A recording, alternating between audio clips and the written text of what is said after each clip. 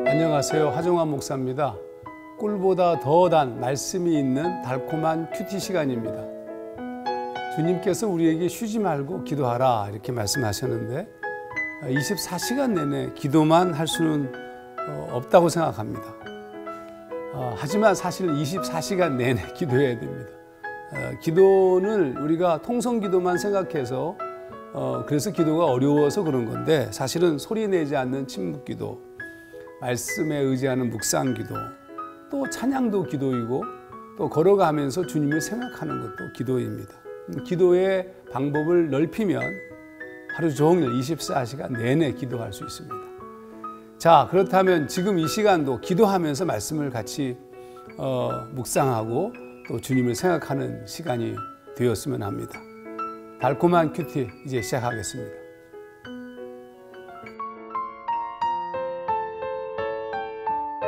가장 중요한 것.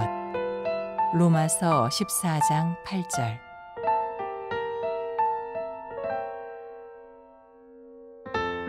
우리가 살아도 주를 위하여 살고 죽어도 주를 위하여 죽나니 그러므로 사나 죽으나 우리가 주의 것이로다.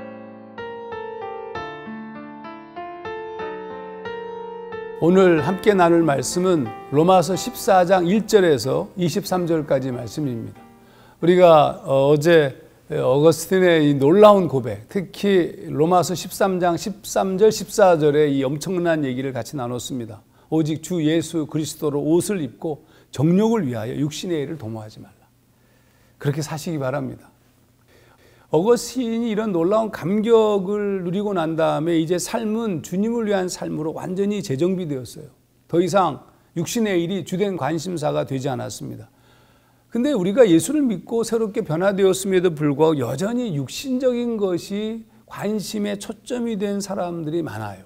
신앙인들이 여기에 맞춰지면 세상은 소망이 없어집니다. 근데 그 심각한 상황은 바울의 시대에도 있었습니다. 그런 모습을 바라보면서 바울이 한심하다고 꾸짖을 수도 있었을 텐데 오히려 이렇게 얘기를 합니다. 14장 1절 믿음이 연약한 자를 너희가 받되 그의 의견을 비판하지 말라. 정말 성경을 읽으면 정말 어떤 때는 너무 우리의 모든 걸 다 하셔. 우리가 헤매면 헤매는 대로, 모자라면 모자란 대로 우리의 위치로. 사실 이거 예수님이 보여주신 거거든요. 예수님께서 성육신 하셨다는 것이 우리의 위치로 내려오신 거거든요. 자, 근데 우리는 어떤 기준이 있어요. 그 기준은 시대의 규범과 전통 혹은 라이프 스타일과 관계가 있습니다. 제가 신학을 공부할 때 재미난 것 중에 하나가 독일에서는 조직 신학자들이 담배를 어떻게 피느냐에 따라서 학파가 구분되어졌어요. 예를 들어서 이 파이프 담배를 피느냐, 뭐 필터를 피느냐, 그 다음에 엽초를 피느냐, 이에 따라서 달라졌어요. 그러니까 사실 담배가 우리나라에서는 금지했던 것이지만 그것에 따라서 학파가 형성됐던 적도 있다는 것은 굉장히 재미있죠. 그러니까 무슨 얘기냐면 구원의 핵심은 여기에 물려 있잖아요. 우리 민족이 걸어왔던 어떤 잘못된 생활적 패턴이나 삶의 모습들 때문에 우리 한국교회의 전통으로 세워진 것이지만 그러나 이것이 구원보다 우선적인 것은 아니죠. 바울의 시대에도 그런 것이 있었어요. 음식 문제였습니다. 그걸 했어요. 그 당시에 음식은 전부 우상에게 바쳐져서 특히 고기들은 우상에게 바쳐지고 난 다음에 그 다음에 푸주간으로 나왔거든요. 그러니까 우상에게 드렸던 음식을 고기는 먹지 않고 크리스찬들이 채소만 먹었습니다. 이게 바울은 그런 삶에 대해서 부정하지 않았습니다. 그런데 그런 삶의 모습을 가지고 다른 사람들의 믿음을 평가하고 단정하는 것은 잘못한 것이다, 잘못된 것이다라고 지적하였어요. 로마서 14장 6절 말씀에 먹는 자도 주를 위하여 먹으니 이는 하나님께 감사하며 먹지 않는 자도 주를 위하여 먹지 아니하며 하나님께 감사하느니라. 그러니까 바울의 관심사는 먹는 거냐 먹지 않는 거의 문제가 아니라 누구를 위한 것인가. 우리가 사는 동안의 라이프 스타일의 문제는 그걸 가지고 평가해서는 안 된다는 거예요. 그래서 바울은 언제나 그게 답답했어요. 왜 이 사소한 문제를 가지고 본질적인 구원의 문제를 방해하느냐. 그러니까 먹는 문제라든지 날의 문제라든지 이런 모든 문제는 우리가 살아있는 동안에만 적용되는 문제라는 거예요. 우리가 죽어서 하나님 나라에 가면 이건 아무런 문제도 안 돼요. 더더욱이 그 지역의 삶의 방법과도 관계 있고 시대와도 관계 있고 그동안 자라온 환경이나 교육의 수준과도 관계 있어요. 그러니까 상황적인 것에 의해서 복음이나 구원이 방해되어서는 안 되는 거죠. 이 말씀은 이 문제들은 영원한 문제가 아니다. 이 세상을 끝난 후 하나님 나라까지 가서 토론할 문제가 아니라는 거예요. 매우 유한한 문제. 그렇다면 이것으로 우리의 신앙을 단정할 수도 없다. 바울이 하고 싶은 얘기는 우리가 살아도 주를 위하여 살고 죽어도 주를 위하여 죽나니 그러므로 사나 죽으나 우리가 주의 것이로다. 이게 더 중요하다는 겁니다. 자, 여러분, 사는 것도 중요하지 않고 죽는 것도 중요하지 않습니다. 그게 뭐가 중요하냐면 주님을 위해 살아온 세월이냐 아니냐만 중요할 뿐입니다. 여러분은 어떤 삶을 살았는지 한번 생각해 보시죠. 사실 주를 위해 사는 거 쉽지 않습니다. 로마 교회 역시 절대로 쉬운 상황이 아니었습니다. 베드로는 십자가에 거꾸로 매달려 순교했고 바울은 교수형으로 순교했습니다. 로마 교회는 목숨을 걸고 예수님을 믿어야 했습니다. 그런데 그들이 여전히 지금 우리가 본문에서 살핀 것처럼 문제는 뭐냐? 먹는 문제에 고민하고 있는 거예요. 안식일과 주일을 지키는 문제, 이게 유대교의 문제이고 구약의 문제 아닙니까? 절대절명의 죽음의 상황인데도 그들은 사소해 보이는 문제에 너무 목숨을 걸었어요. 그리고 그것에 의해서 사람들을 정죄하는 것 자체가 너무 한심해 보였습니다. 14장 10절 말씀에 바울이 이렇게 얘기합니다. 네가 어찌하여 내 형제를 비판하느냐? 어찌하여 내 형제를 업신여기느냐?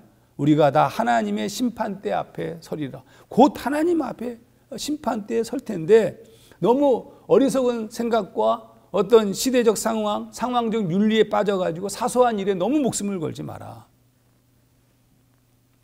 어떤 때는 명예 문제가, 어떤 때는 자존심의 문제가 걸렸어요. 하지만 그것을 좀 넘어서서 하나님 나라를 꿈꿔라. 이런 얘기예요.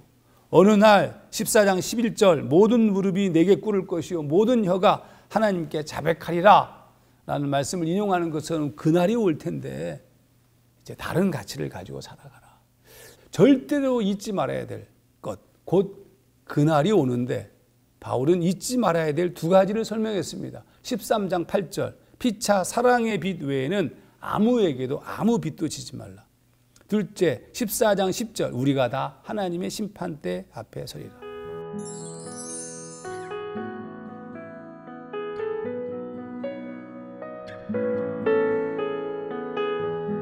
그럼에도 불구하고 여전히 먹는 문제를 놓고 고민하는 로마 교회를 위해서 바울은 정말 길게 이 먹는 문제를 다루었어요. 이게 중요하지도 않은데 왜 이렇게 했느냐 하면 바울에게는 정말 사소한 문제, 먹어도 먹지 않아도 하나님 나라와 영광을 위해 살면 되었어요. 사소한 문제였지만 그것 때문에 흔들리고 있는 영혼들을 사랑하는 마음에서 나온 겁니다. 그래서 바울이 자기는 그렇게 행동하진 않았지만 하나님과의 관계 속에서 저들을 불쌍히 여겨서 그렇게 살폈습니다. 그러므로 절대적으로 하나님 앞에 서 있었어요. 자신과 비교하면서 다른 사람을 폄하하거나 우습게 여기지 않았습니다. 그러니까 이 문제들이 자신에게는 아무것도 아니었을지라도 누구에겐가에는 매우 심각할 수 있다는 것을 이해하고 그들의 믿음의 수준을 바라보면서 품은 거예요. 로마서 14장 15절 음식 문제로 여러분의 형제가 상처를 받았다면 여러분은 사랑으로 행동한 것이 아닙니다. 그리스도께서 대신해서 죽으신 그 형제를 음식 문제로 망하게 하지 마십시오. 바울은 우리에게 매우 중요한 인식을 하도록 돕습니다. 음식을 포함해서 세상은, 물질은 악하거나 더럽지 않다. 놀라운 인식이죠. 14장 14절 내가 주 예수 안에서 알고 확신하노니 무엇이든지 스스로 속된 것이 없으되, 공동번역으로 읽어보면 무엇이든지 그 자체가 더러운 것은 하나도 없다. 그러면 더러워진 이유가 뭐예요? 사람 때문이라는 거예요. 돈도 더럽지 않고 물질도 더럽지 않고 음식도 더럽지 않고 사람이 그것을 더럽게 만든 거예요. 다만 속되게 여기는 그 사람에게는 속되니라. 공동번역은 다만 더럽다고 생각하는 사람에게만 더럽게 여겨진다. 자, 그러면 이제 우리가 어떻게 바라보는가가 매우 중요한 거죠. 이 말씀 다시 잊지 마십시오. 다시 반복해서 얘기하겠습니다. 14장 15절, 그리스도께서 대신하여 죽으신 형제를 내 음식으로 망하게 하지 말라. 세상이 먹는 문제 등 지엽적인 문제에 매달려 있을 때 우리의 신앙의 가치가 거기에 매여 고작 판단하고 자신을 의롭다 하는 생각하는 정도에 머무는 것은 정말 어리석은 일입니다. 온전히 크리스찬의 관심사는 다른 데 있어야 되는 거예요. 바울의 이 말씀이 너무 아름다운 말씀입니다. 17절 18절, 하나님의 나라는 먹는 것과 마시는 것이 아니요 오직 성령 안에 있는 의와 평강과 희락이라. 이로써 그리스도를 섬기는 자는 하나님을 기쁘시게 하며 사람에게도 칭찬을 받느니라. 아, 멋있죠, 여러분? 이 하나님의 이 놀라운 사랑에 견지해서 여러분의 삶을 결정하시고 걸어가시기를 주의 이름으로 축원합니다.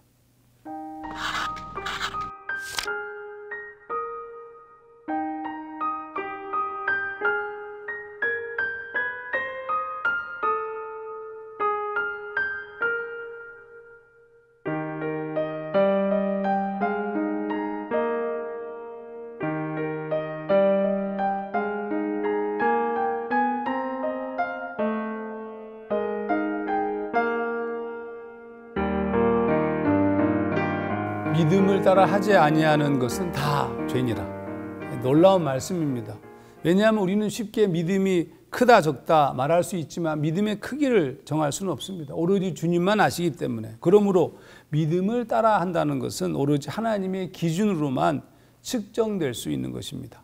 여러분의 믿음이 하나님 앞에 온전히 서서 그렇게 그 기준을 쫓아서 성실한 걸음을 걸어가는 그 삶이 중요하다는 뜻입니다.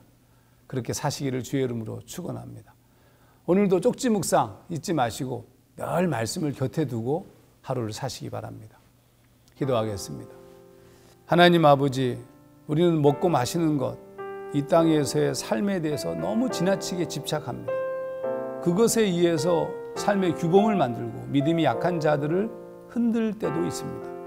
근데 그걸 우리가 모르고 합니다. 용서하여 주시옵고 늘 하나님의 말씀에 기초하여서 그 말씀의 기준으로 살게 하시고 하나님께서 원하시는 것이 무엇인지를 늘 물어보며 그 뜻에 의해서 이 땅을 걸어가도록 주님 인도하시고 또한 도와주시옵소서. 감사드리며 예수님 이름으로 기도하옵나이다. 아멘.